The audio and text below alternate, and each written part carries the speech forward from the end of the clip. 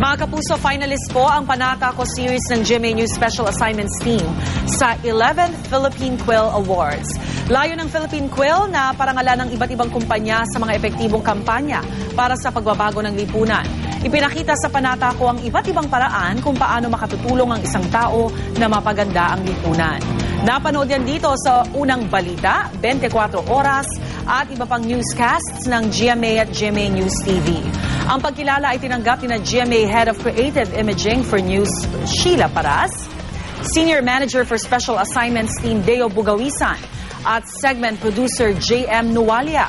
Habang dumalo rin si GMA Assistant Vice President for Corporate Affairs, Teresa Pasigs. Hindi naman nakadalo ang Director Segment Producer ng serye na si Sherwin Pescasio.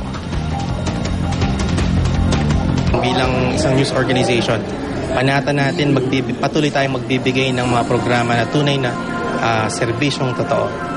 Ito ay isang malaking karangalan sa GMA Network kasi ito ay nagpapatunay na yung iba't ibang pamamaraan natin ng pakikipag-ugnayan sa ating mga manonood ay binibigyang halaga.